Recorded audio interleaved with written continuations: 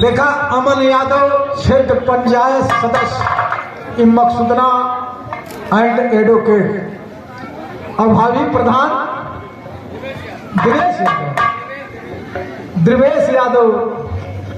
बहुत से माया मालिक सुखी रखे, हर एक मोड़ पर तरक्की मिले बाबू। बिरहा मिचाल लाइन भूमिका व दोस्त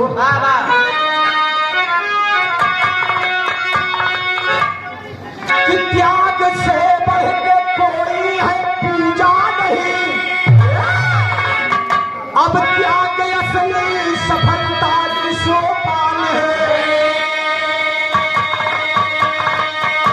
त्याग निस्वार्थ है, त्याग है निष्कपट, और त्याग से प्राण देना ही बलिदान है।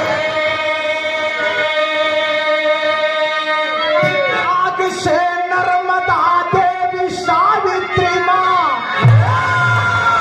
और निज पति को बचाया था यमराज से।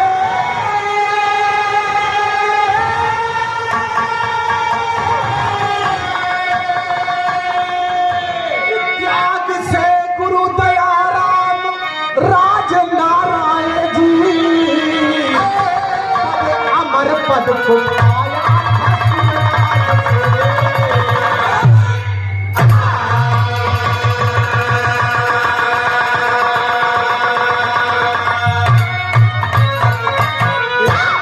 बड़का कैसे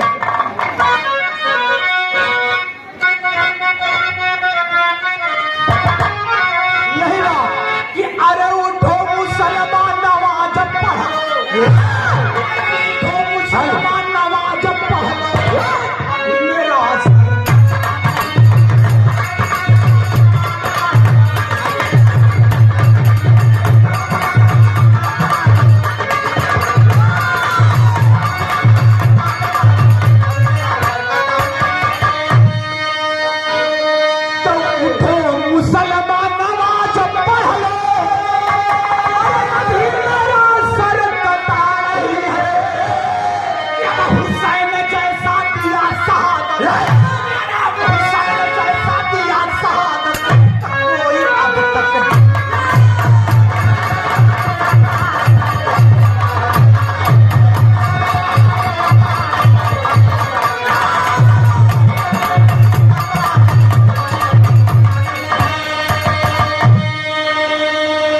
लेकिन इसी भाव में कहना पड़ा क्या, अब आन मान मर्यादा पर, आन मान मर्यादा पर निज गला कटाना।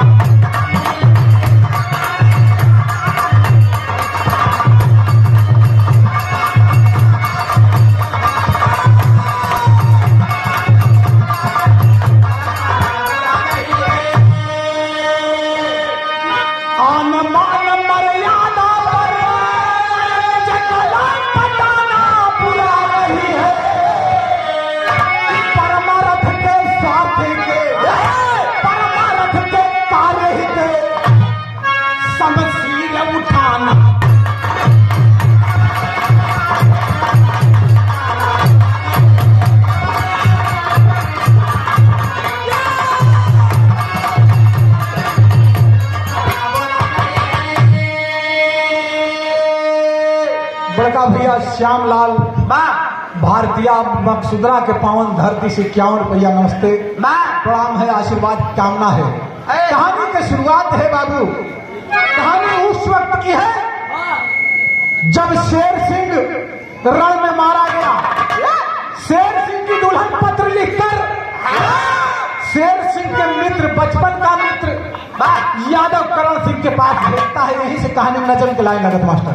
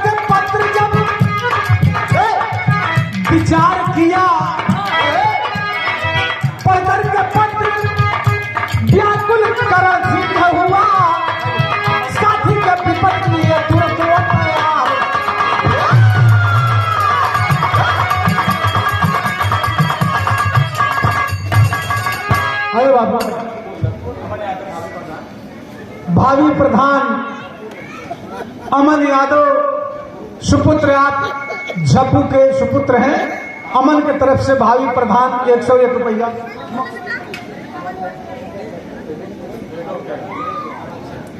यादव, अच्छा, अमन यादव क्षेत्र पंचायत सदस्य एवं एडवोकेट और भावी प्रधान देवेश यादव के द्वारा 101 का है। यार हाड़ हाड़ कह देता तू। हाँ ठीक ठीक, 101 रुपया। नमस्ते। साथ साथ सभा करण सिंह की शादी हुई है। दुल्हन की डोली करना आई है।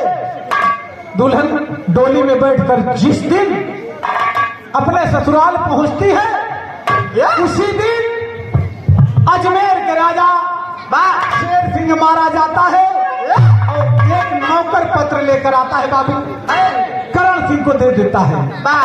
इधर दुल्हन सुहाग रात की बेला है और उधर मित्र का पत्र आ गया। करण सिंह को मालूम हो कि आपका मित्र शेर सिंह मारा गया। लेकिन होता क्या है ए बाबू, जब पत्र पाता है उस वक्त होता क्या है, ड्यूटी लेन मास्टर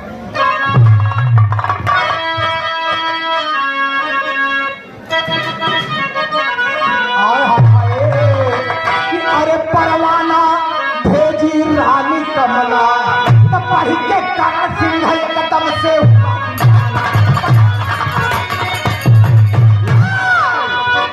कि पढ़ी के पतिया पी के छतिया,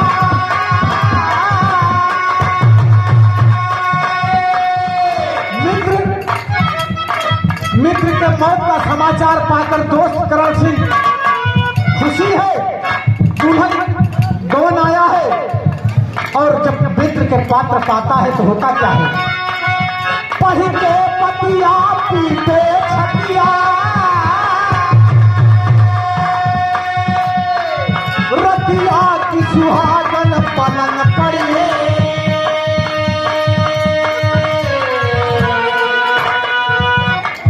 एक साथी के विपता जो बिगड़त बा, सत से चकराई गई पुतरी, एक पाव रहा पलंगे पपा, सुहाग रात में एक पाव रहा पलंगे पपड़ा, एक पाव धरती पर रहा,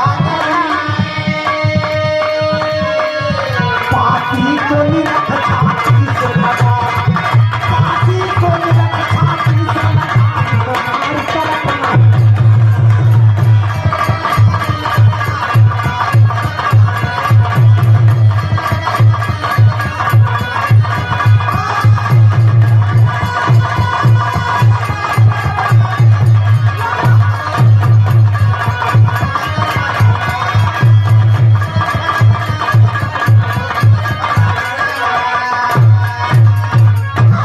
बड़का भैया आप ड्राइवर साहब राजेश यादव, जिनके पिताजी की अंत्येष्टि क्रिया यानी तिरही के अवसर पर सब भाई एकत्रित हुए हैं। भैया के कर कमलों द्वारा 101 रुपया मालिक करे कि बाबूजी की आत्मा को स्वर्ग में सुख शांति मिले, उनका आशीर्वाद परिवार को बना रहे। ए बाबू, पत्र पाकर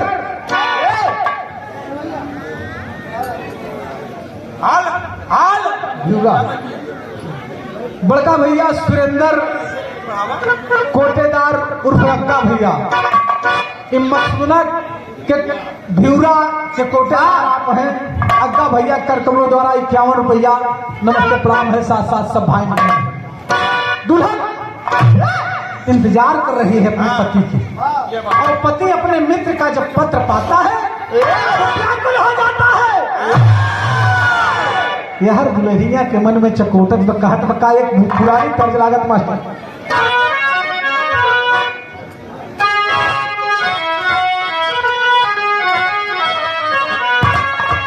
यही भी मास्टर कि अरे अखियां मिलावा, अखियां मिलावा, वगरवाला गावा पार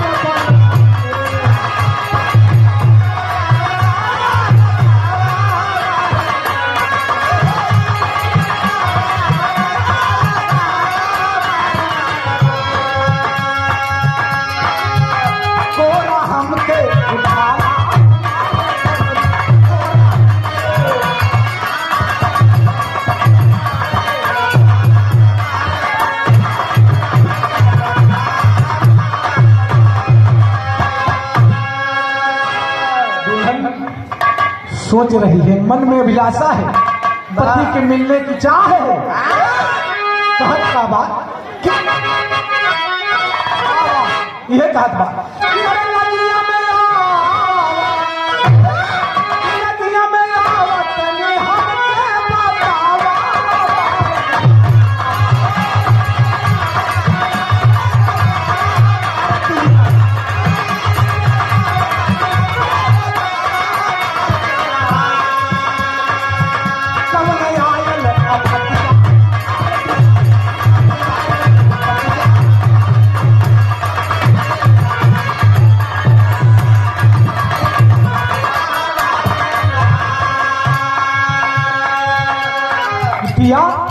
क्या बात है? आइए, लेकिन एक पांव पलंग पे है बाबूजी, एक पांव धरती पर है। जो ही पत्र देखता है खोल के बाबूजी, करण सिंह कहता क्या है? अरे बोला करण सिंह है दुल्हन से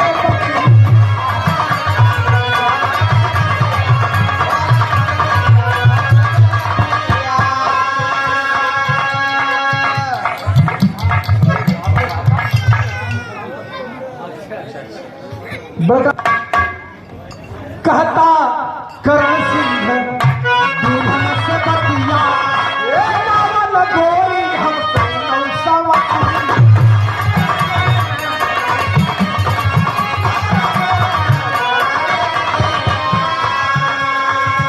अपने दुल्हन से कह रहा हूं,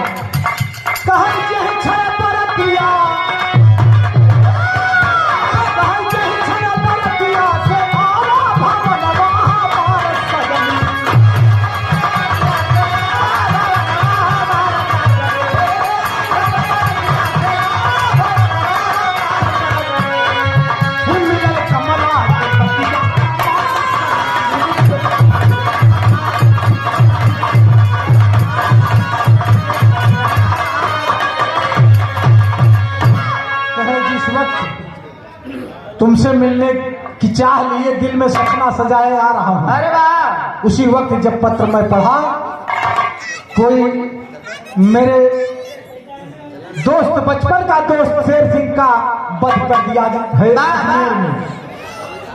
और उस वक्त करण सिंह सोचता है अपने दुल्हन से मुलाकात करें, लेकिन दुल्हन जब देखती है, इसीलिए मैं कहा कि अपने देश की मर्द से कम औरतें नहीं हैं। उठा लिया कतार,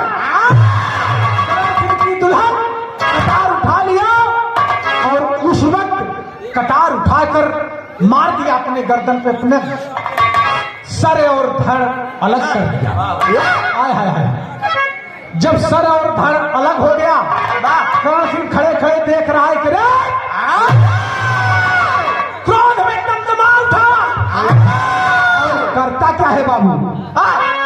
इसी मुंड का हार बना लिया, हार बना लिया, गर्दन में पहन लिया। दुल्हन का मुंडों का हार जब पहन लिया और पहनकर बाबूजी जिस वक्त चलता है तो कहना बा हाय हाय हाय, वह गीत लगा कि हम गमनवा नहीं जा कि नई नई प्रीत लगल।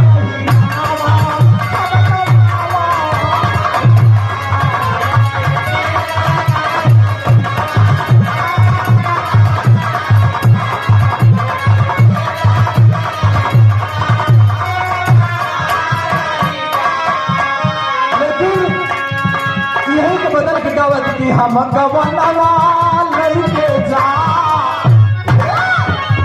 गवनवा लेके जा, चाहे टूटी पड़े।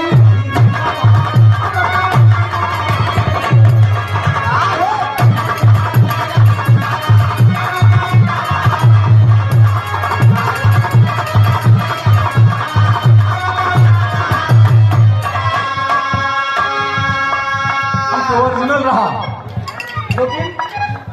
लेकिन कहना है पे बाधे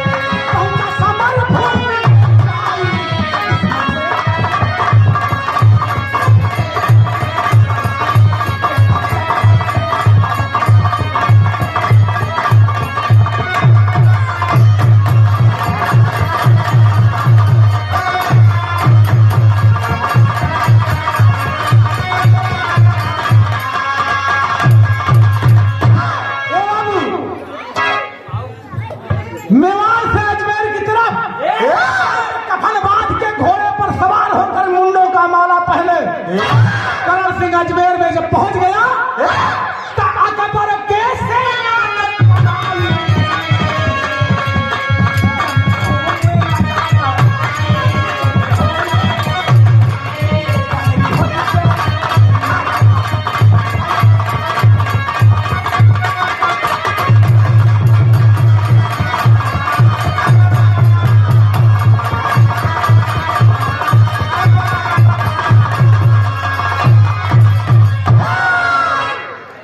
अमन क्षेत्र पंचायत सदस्य के पिताजी आप अशोक भैया के कर्मयों द्वारा 51 रुपया नमस्ते प्रणाम आशीर्वाद कामना।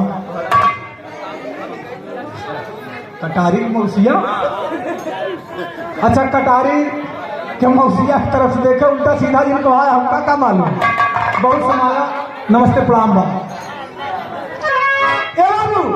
अजमेर में जब पहुंचता है अकबर की सेना देखती है बाबूजी, मचा दिया जवान कटार हाथ में लिए करता क्या है, ये तरफ अकबर के सेना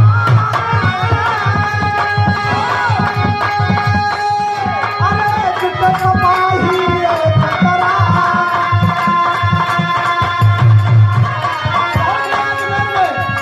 एक तरफ अकबर की सेना है, एक तरफ इधर करण सिंह अकेला जवान घोड़े पर सवार नंदी कटार लिए पहुंचा है। अरे ये तरफ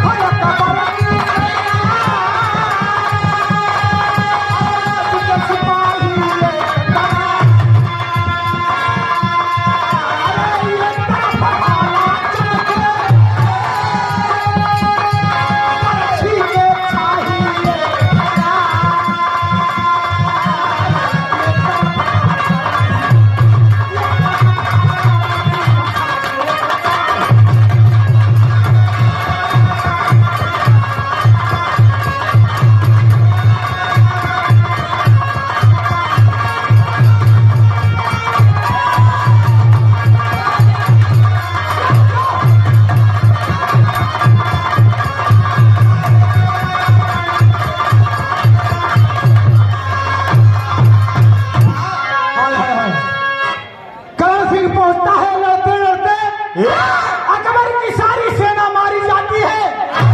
अकबर अपना जान बचाकर भाग निकलता है और इधर जब सब सेना को मारकर करण सिंह पहुंचता है अजमेर में अपने मित्र शेर सिंह की दुल्हन कमला के पास, तो होता क्या है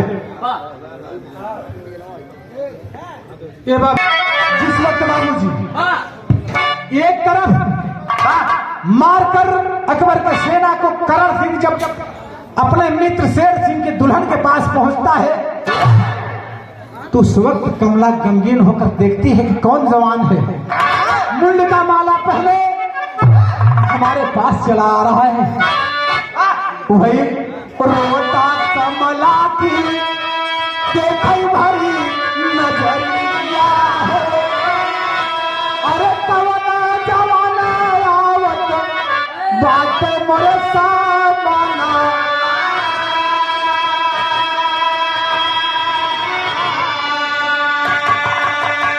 पहुंचा करण सिंह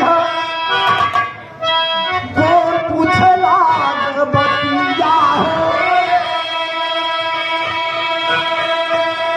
कह के करे मुंडों के माला साजा है बाला वाला,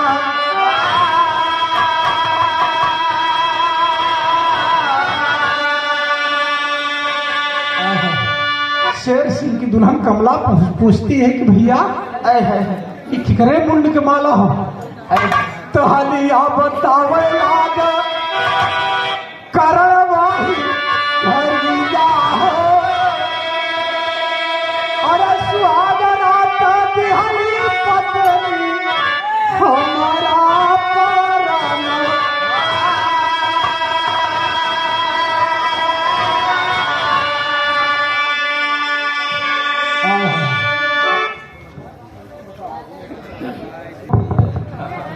सारी हाल करण सिंह अपने मित्र कि दुल्हन कमला से बता दिया।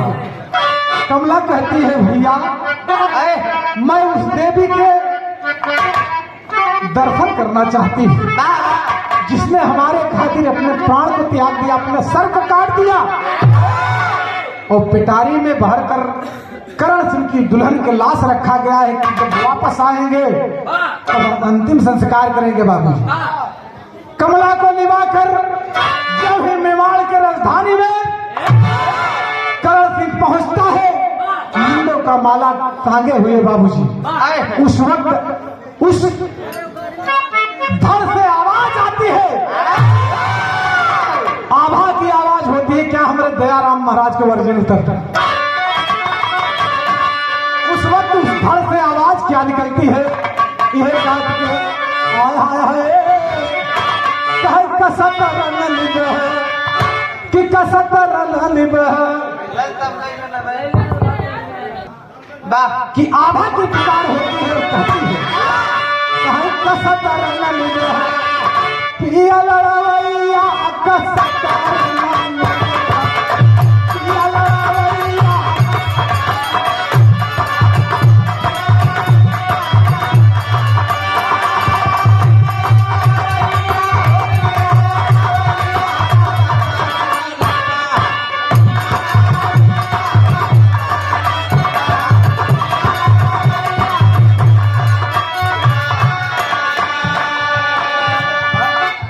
कहाँ जाऊँ मैं खातिर हमारे साथ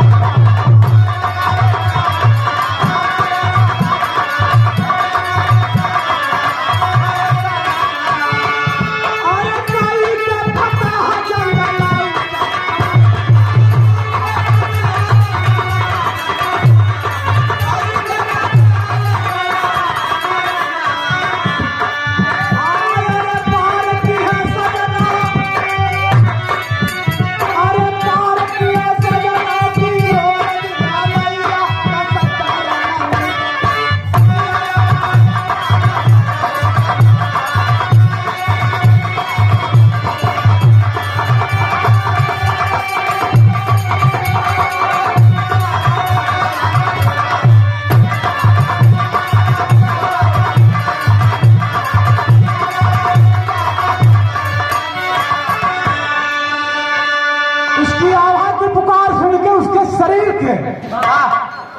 आवाज सुन के करण सिंह कहता है कहा आता मर के सेना प्यारी जाए सब पढ़ा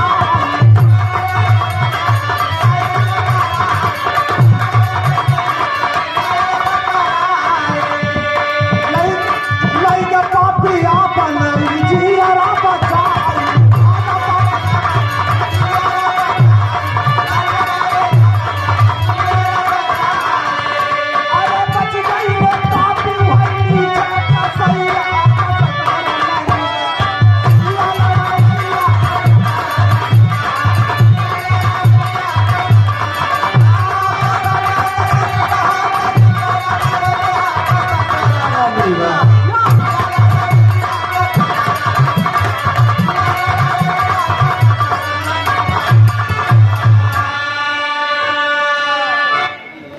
देखा कारीगरों का दुल्हन से अपने बताता है बाबूजी।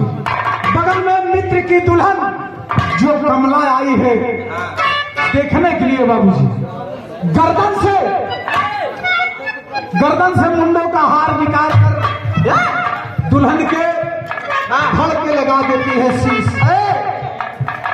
उस वक्त सती यानी सत्य से, वो भी सती थी, शेर सिंह की औरत और यार सती जो अपन गर्दन काटे रहे, करण सिंह यादव की औरत सती सत्य से गर्दन को बाबूजी पकड़ा दिया तो जिंदा हो गई। आज भी प्रमाण है की धरती पर जिंदा हो गई।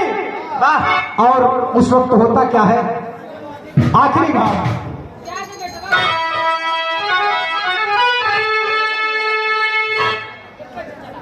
सती सत्य से गर्दन दी बड़ाई दुनिया जानेगा, चारों ओर जगत में बड़ाई दुनिया जानेगा।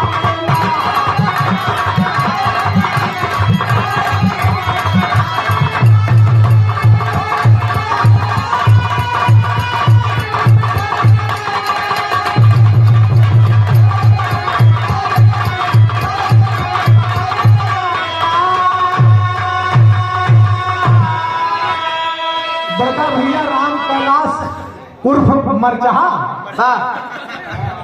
मकसूदरा के धरती से 51 रुपया अंडा वाले भाई की तरफ से जेका खाना खाए के बाद अंडा खाए के पहुंचे।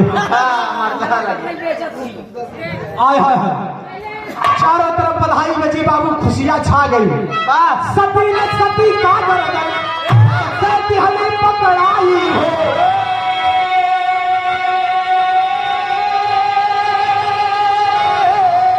जिंदा हुई जब दुल्हन खुशियां के लहर गए छाई हो। अरे गुरमोज तज के जहानवा दुनिया जाने और दयाराम गुरु के नाम पे तरनवा दुनिया जाने।